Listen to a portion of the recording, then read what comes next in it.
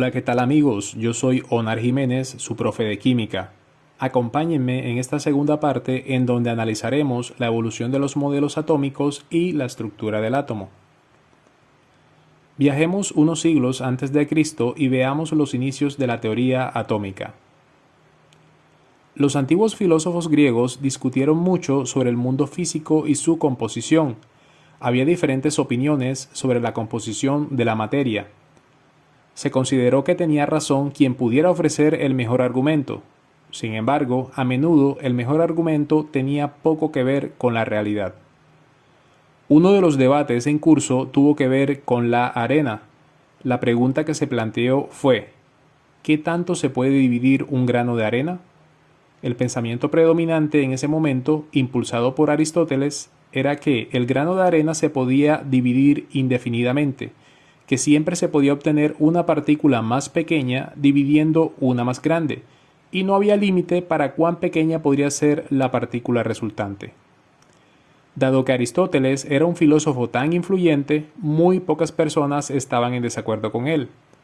Sin embargo, hubo algunos filósofos que creían que había un límite en cuanto a lo pequeño que se podía dividir un grano de arena. Uno de estos filósofos fue Demócrito. Este pensador enseñó que había sustancias llamadas átomos y que estos átomos constituían todas las cosas materiales.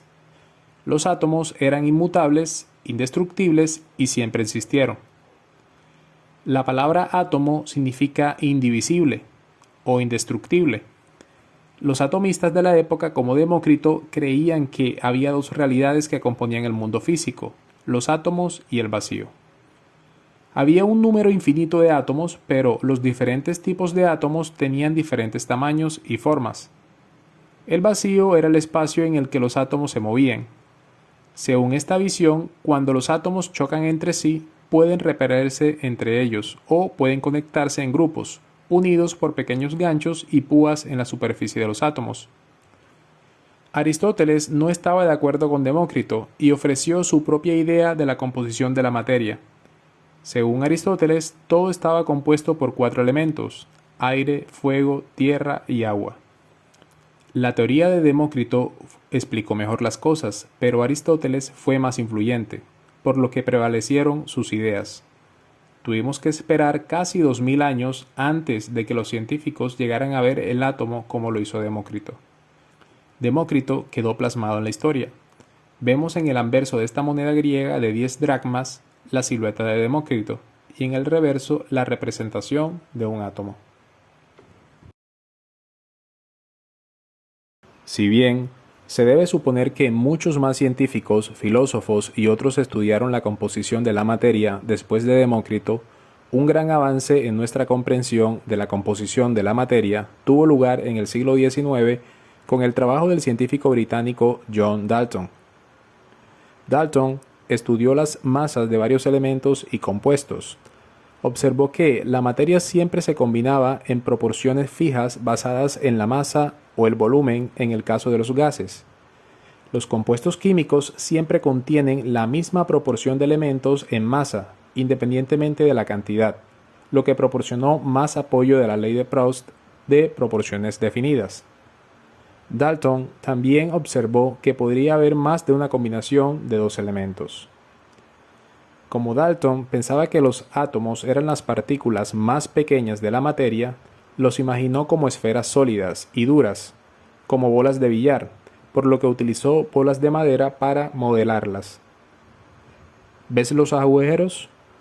Dalton los agregó para que los átomos del modelo pudieran unirse con ganchos y usarse para modelar compuestos. A partir de su investigación, Dalton desarrolló una teoría sobre los átomos. La teoría atómica de Dalton consta de los siguientes postulados. Primero, toda la materia está compuesta de partículas extremadamente pequeñas llamadas átomos. Segundo, los átomos de un elemento dado son idénticos en tamaño, masa y otras propiedades. Los átomos de diferentes elementos difieren en tamaño, masa y otras propiedades. Estas fueron algunas de las representaciones que Dalton usó para explicar su teoría. Tercero, Los átomos no se pueden subdividir, crear ni destruir. Cuarto, los átomos de diferentes elementos pueden combinarse en proporciones simples de números enteros para formar compuestos químicos.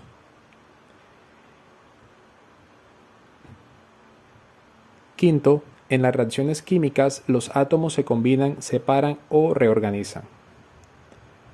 La teoría atómica de Dalton ha sido ampliamente aceptada por la comunidad científica, con la excepción de 3 cambios. Ahora sabemos que 1. Un átomo se puede subdividir aún más, en partículas subatómicas. 2. Todos los átomos de un elemento no son idénticos en masa. Esto lo explica el concepto de isótopos que estudiaremos posteriormente. Y 3. Usando técnicas de fusión y fisión nuclear podemos crear o destruir átomos cambiándolos en otros átomos. Estos son los principios por los que operan las bombas y reactores nucleares. Seguramente alguna vez has sufrido una descarga eléctrica con una fuente de energía en el hogar. Es natural que después de esta desagradable experiencia empieces a preguntarte por la naturaleza de la electricidad. Bien, la electricidad consiste en un flujo constante de partículas diminutas llamadas electrones. Los electrones son partículas fundamentales cargadas negativamente dentro de los átomos.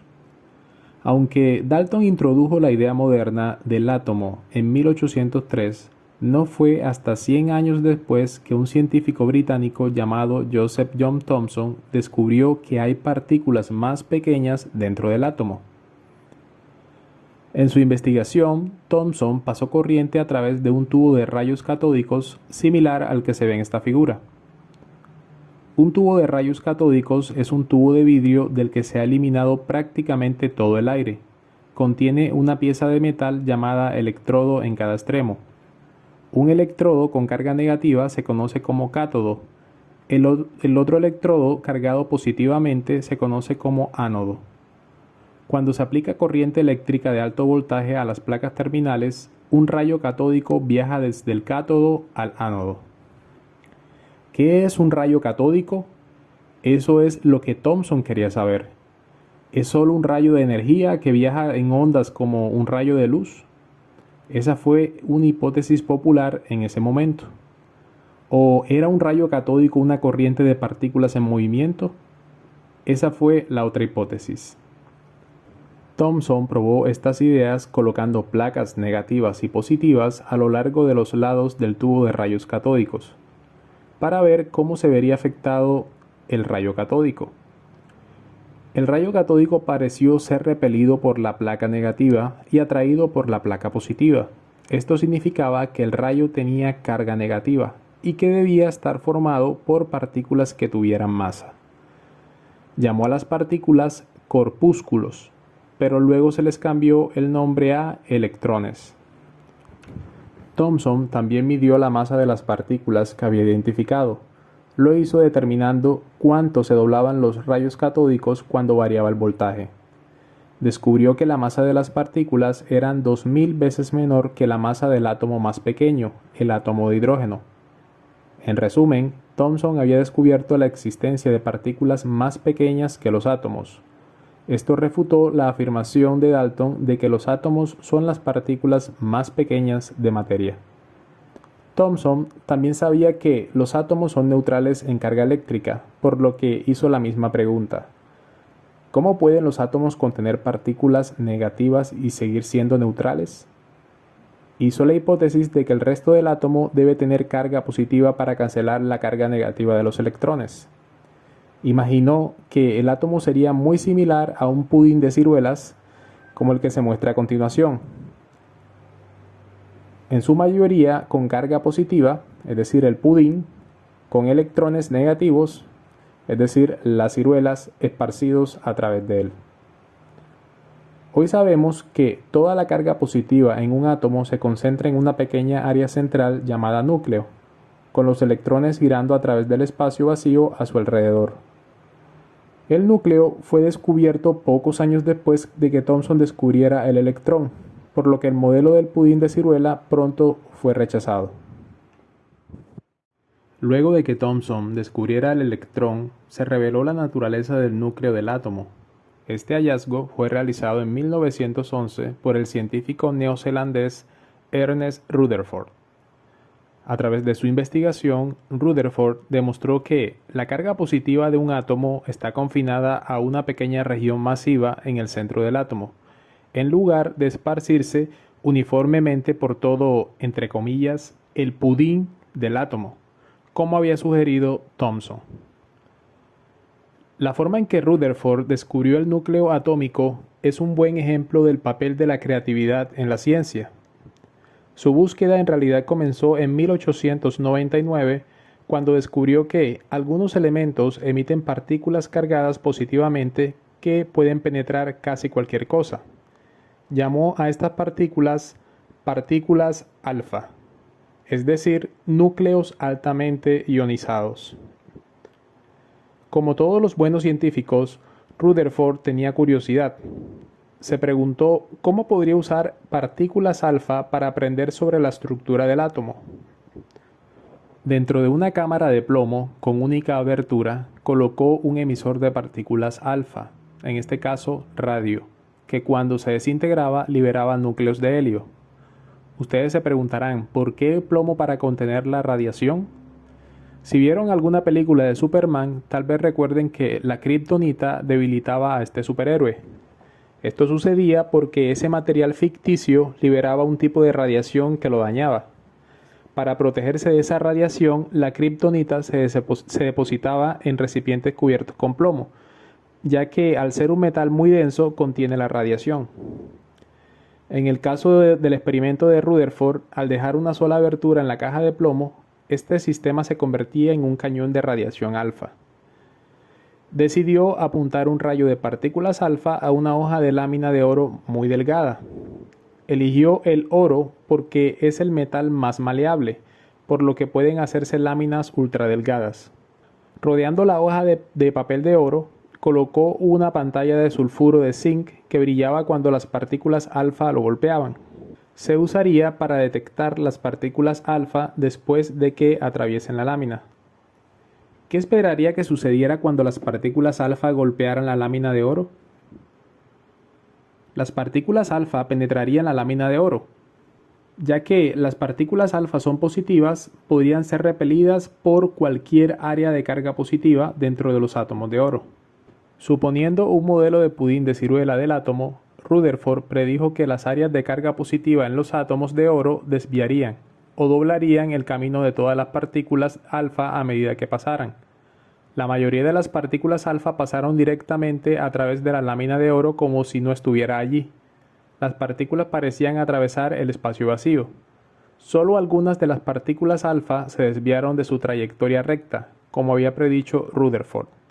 Sorprendentemente, un pequeño porcentaje de las partículas rebotó en la lámina de oro. El comentario de Rutherford sobre este descubrimiento fue el siguiente: resultó tan increíble como si usted hubiera lanzado una bala de 15 pulgadas hacia un trozo de papel de seda y la bala se hubiese regresado hacia usted.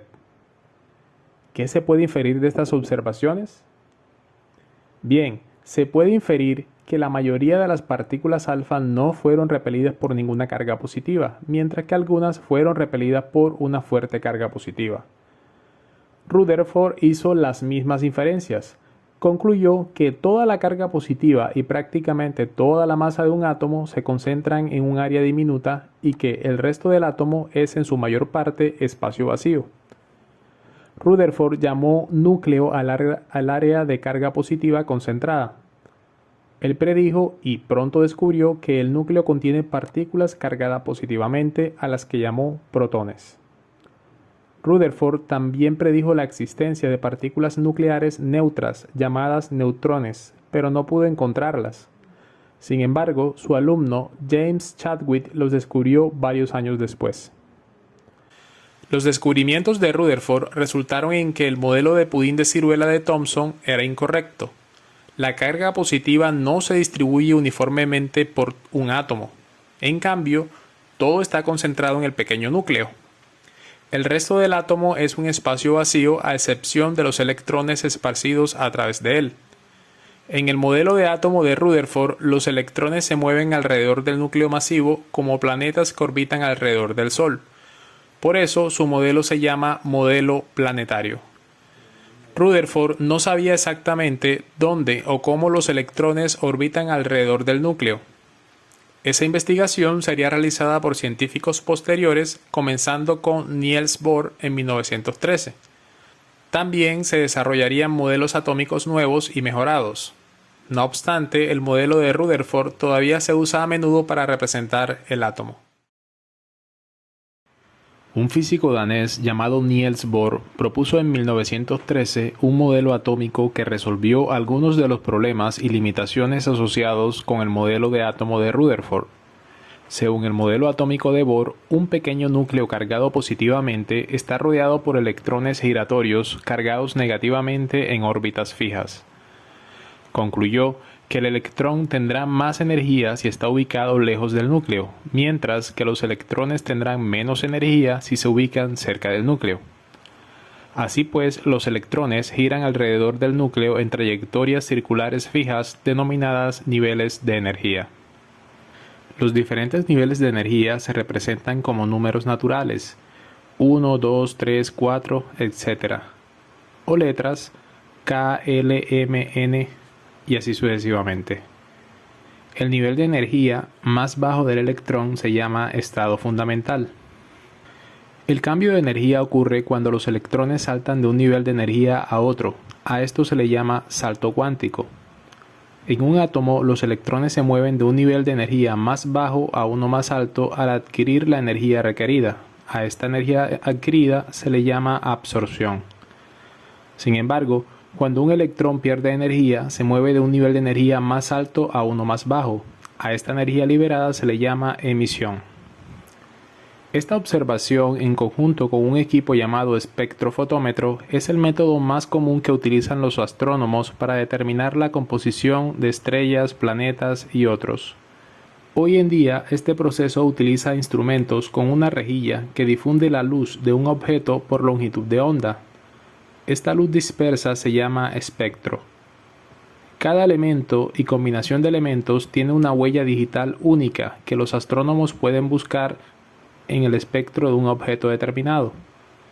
La identificación de esas huellas dactilares permite a los investigadores determinar de qué está hecha.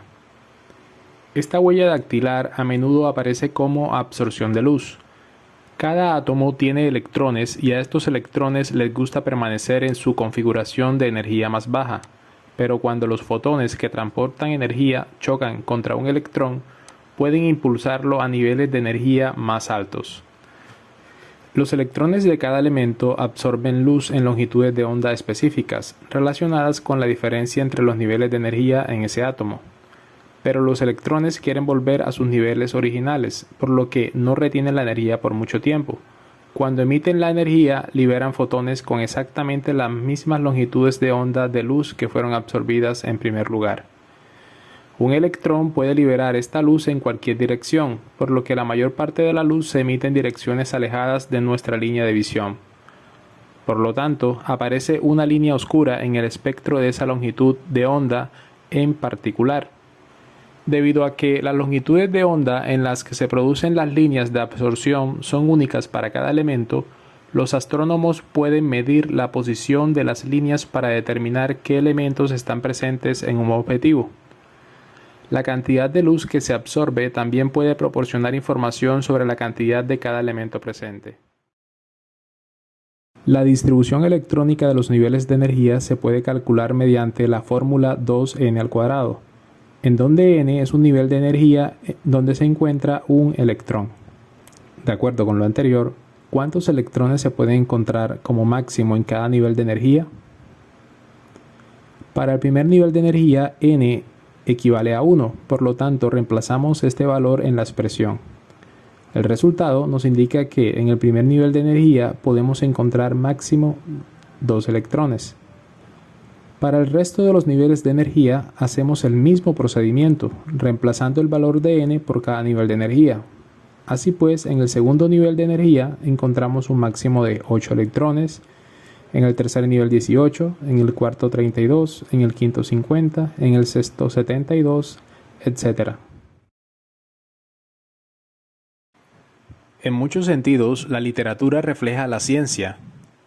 El científico se enfrenta a muchas ideas que parecen imposibles y extremadamente difíciles de creer. En la historia de Alicia en el País de las Maravillas, los personajes tienen el mismo desafío de lidiar con lo desconocido. Cuando Alicia dice, «Esto es imposible», el sombrerero loco responde, «Solo si crees que lo es». En otro momento, Alicia dice, «A veces creo en hasta 6 cosas imposibles antes del desayuno». A lo que el sombrerero loco responde, «Esa es una práctica excelente». A veces el progreso de la ciencia parece lento y lento, agregando un pequeño hecho de aquí y allá. Otras veces alguien realmente mueve el barco lanzando un nuevo concepto o teoría que se extiende y desafía a todos. La teoría cuántica de los electrones fue uno de esos revolucionarios. Se requería una forma completamente nueva de ver el mundo subatómico, en el que los electrones se consideraran no solo partículas y no solo ondas, sino que de alguna manera se comportaban como ambos. Curiosamente, los científicos más estrechamente asociados con la teoría cuántica también reconocen su desafío cognitivo. El famoso físico Niels Bohr expuso bien los desafíos. Si la mecánica cuántica no te ha impactado profundamente, todavía no la has entendido. Murray Gell-Mann, otro físico muy conocido, lo expresó de esta manera. Si alguien dice que puede pensar o hablar sobre física cuántica sin marearse, eso solo demuestra que no ha entendido nada al respecto. Bien, para entender los principios básicos del modelo atómico de Schrödinger, trataremos de utilizar definiciones muy básicas sin entrar en detalles muy técnicos, para no marearnos tanto. Empezaremos diciendo que este modelo atómico fue propuesto por el físico austríaco Erwin Schrödinger en el año 1926. Esta propuesta se conoce como el modelo atómico mecanocuántico y describe el comportamiento ondulatorio del electrón. Para ello se basó en la hipótesis de Broglie, que afirmaba que cada partícula en movimiento está asociada a una onda y puede comportarse como tal. Recordemos que en el modelo de Bohr el camino exacto del electrón estaba restringido a órbitas circulares muy bien definidas alrededor del núcleo. El modelo de la mecánica cuántica se aparta radicalmente de eso. Las soluciones a la ecuación de onda de Schrödinger, llamadas función de onda, dan solo la probabilidad de encontrar un electrón en un punto dado alrededor del núcleo. Los electrones no viajan alrededor del núcleo en órbitas circulares simples. La ubicación de los electrones en el modelo mecánico cuántico del átomo a menudo se denomina nube de electrones. Debido al principio de incertidumbre de Heisenberg, no hay forma de saber exactamente dónde está el electrón. Una nube de electrones tiene densidades variables, una densidad alta donde es más probable que esté el electrón y una densidad baja donde es menos probable que esté el electrón. Para definir específicamente la forma de la nube, se acostumbra a referirse a la región del espacio dentro del cual existe un 90% de probabilidad de encontrar el electrón. Esto se llama orbital. La región tridimensional del espacio que indica donde hay una alta probabilidad de encontrar un electrón. En la nube de electrones, la región más oscura, más cercana al núcleo, indica una alta probabilidad de encontrar el electrón, mientras que la región más clara, más alejada del núcleo, indica una menor probabilidad de encontrar el electrón. Entre más grande sea la probabilidad de encontrar un electrón en un volumen en particular, más alta será la densidad del color en esa región. Los nodos indican las regiones en las que un electrón tiene 0 probabilidad de encontrarse. Para entender la dinámica de los electrones en el átomo, Schrödinger propuso unas reglas matemáticas que conocemos como números cuánticos. Usamos una serie de números específicos llamados números cuánticos para describir la ubicación de un electrón en un átomo asociado.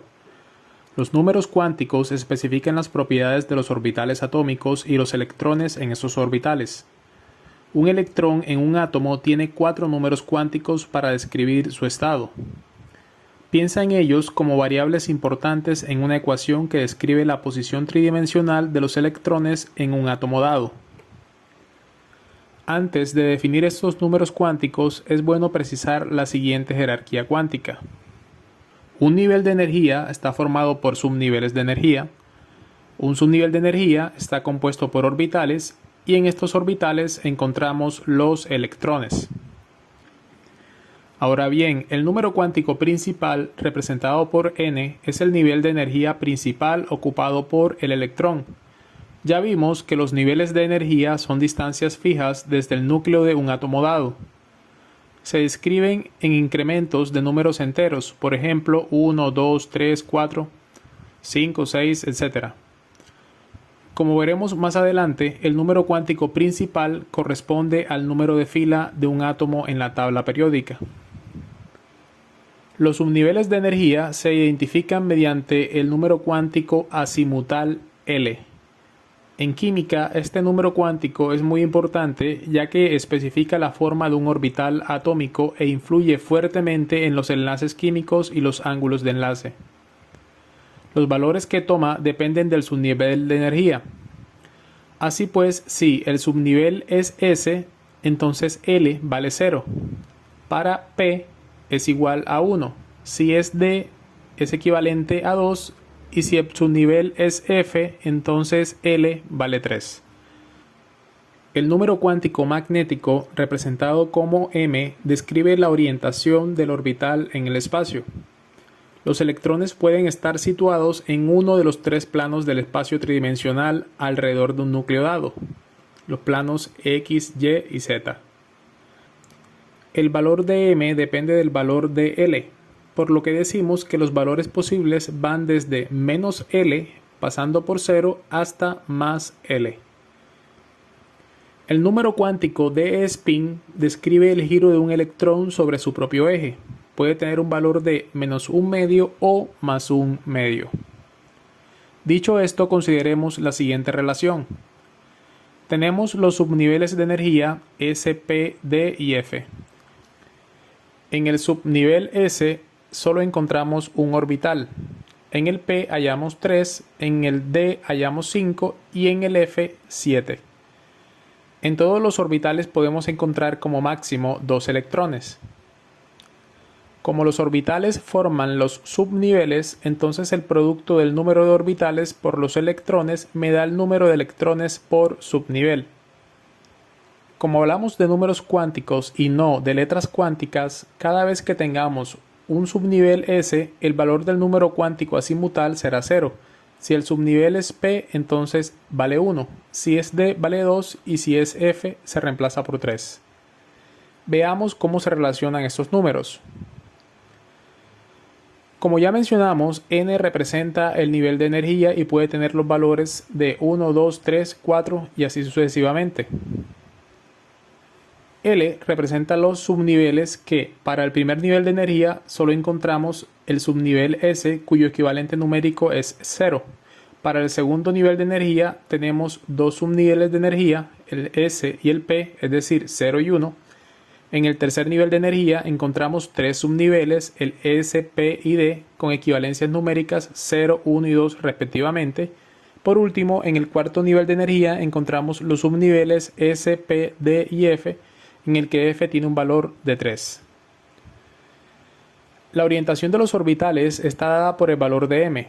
Siempre que L sea igual a 0, m también será 0. Para 1, el valor va desde ese valor negativo hasta su positivo, pasando por 0.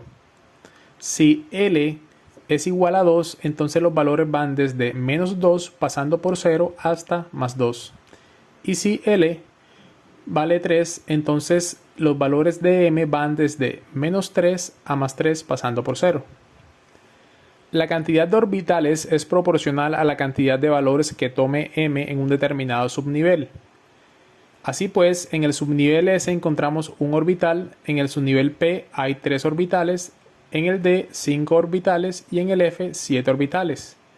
La notación de cada orbital está dada por la orientación espacial.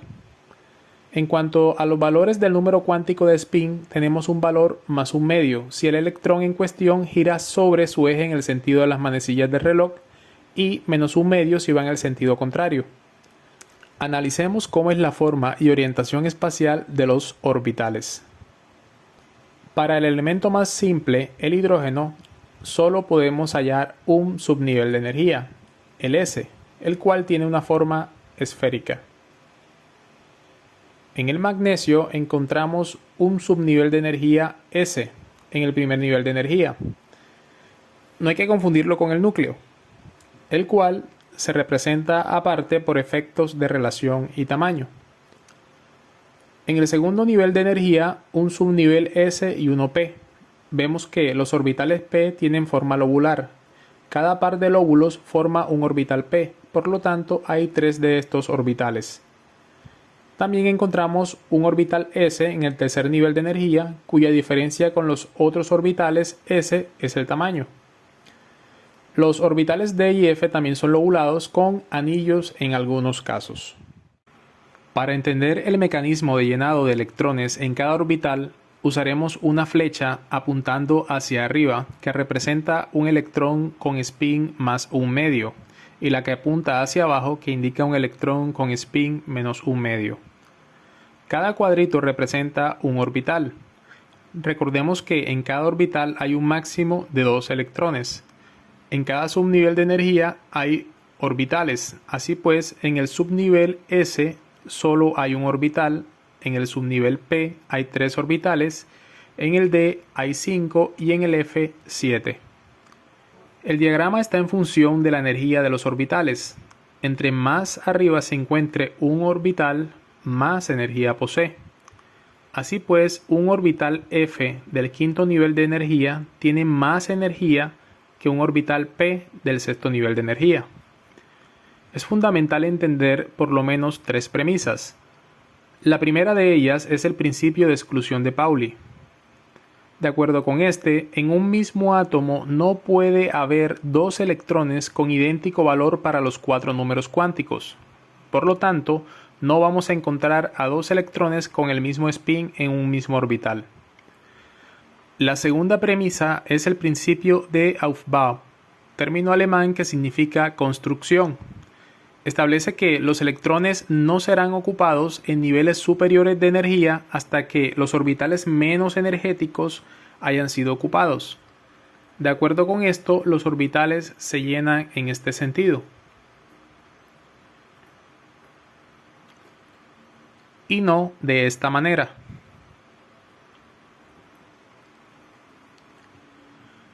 La tercera premisa es la regla de Hund, la cual establece que los orbitales de igual energía están ocupados cada uno por un electrón antes de que cualquier orbital esté ocupado por un segundo electrón, y que cada uno de los electrones individuales debe tener el mismo spin. Según esto, la forma correcta de llenar los orbitales es de esta manera. Y no de esta forma. Si ya tenemos claras las reglas del juego, vamos a proceder a establecer las configuraciones electrónicas para algunos elementos. Empezaremos por el elemento más simple, el hidrógeno, el cual tiene un número atómico 1. Esto indica que tiene un protón y en estado neutro debería tener la misma cantidad de electrones, es decir, un electrón. Comencemos en el primer nivel de energía y ubicamos nuestro único electrón. Y comprobamos. Podemos obtener los 4 números cuánticos para este electrón. La configuración 1s1 nos indica que este electrón se encuentra en el primer nivel de energía, en el subnivel S y tiene un spin más un medio, es decir, gira en el sentido de las manecillas del reloj. En cuanto al número cuántico azimutal, recordemos que cuando el subnivel es S, entonces el valor que toma es 0. Ahora tomemos el azufre. El número atómico es 16. Si está en estado neutro, entonces tenemos 16 electrones. Veamos cómo se distribuyen los electrones. Siguiendo las reglas, empezamos con el primer nivel de energía y llenamos su único nivel. Pasamos al segundo nivel, que tiene orbitales s y p. Como el orbital s tiene menos energía, lo llenaremos primero. Ya ubicamos 4 electrones, nos restan 12. En ese orden de ideas vamos con los orbitales p del segundo nivel. Siguiendo la regla de Hund, ubicamos los electrones en un sentido y luego a la inversa. Pasamos al tercer nivel y llenamos su orbital s. Seguimos con los orbitales p. Como nos faltan 4 electrones para completar la configuración, procederemos así.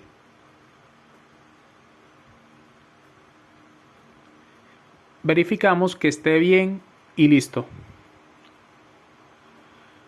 Podemos determinar los 4 números cuánticos para cualquiera de estos electrones.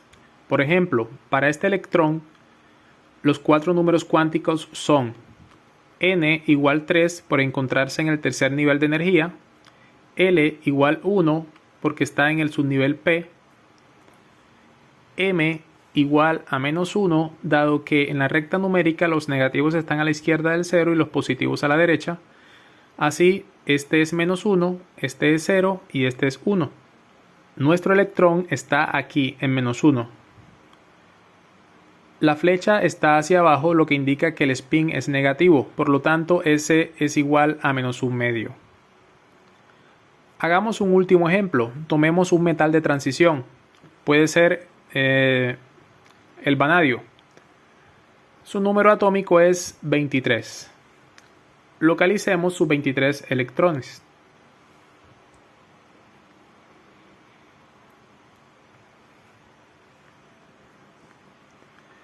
Llevamos 20.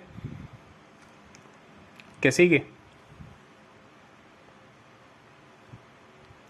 Un error muy común sería llenar los orbitales 4p, pero recordemos que estamos en función de la energía de los orbitales, por lo que los orbitales d del tercer nivel de energía son menos energéticos que los p del cuarto nivel. Teniendo claro esto, seguimos. Ya tenemos 23.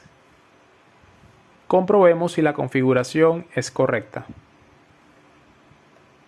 Pregunta: ¿cuáles son los 4 números cuánticos del electrón 21 del vanadio? Vamos a ubicarlo. 2, 4, 10, 12, 18, 20, 21. Se encuentra en el tercer nivel de energía, por lo tanto n igual 3. En el orbital d, lo que quiere decir que el número cuántico azimutal es L igual a 2. Veamos la orientación del orbital. Partimos del centro, que es 0, a la derecha 1 y 2, a la izquierda menos 1, menos 2. Nuestro electrón está aquí. Entonces m es igual a menos 2. Y el spin es positivo, por lo que S es igual a más 1/2.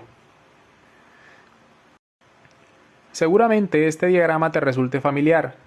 Quizás lo conozcas como el diagrama de Moller, la regla de Madelung, la técnica del serrucho, de las diagonales o simplemente método de la lluvia. En cualquier caso, este diagrama es una mnemotecnia basada en las reglas que usamos para hallar las configuraciones electrónicas de los elementos en el ejercicio anterior. Puede resultar muy práctica debido a que es algo mecánico. En el ejemplo del vanadio, la configuración que obtuvimos con el diagrama de energías fue esta. Vamos a corroborarla con la que obtenemos en este diagrama. Solo hay que seguir la ruta de las flechas y tener en cuenta la cantidad máxima de electrones por subnivel.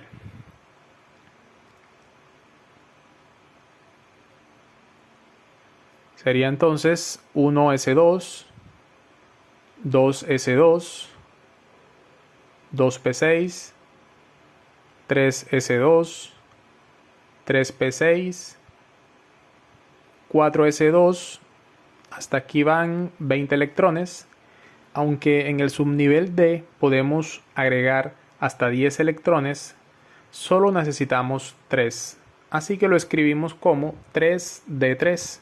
Y listo, tenemos 23 electrones. ¿Alguna diferencia entre las configuraciones?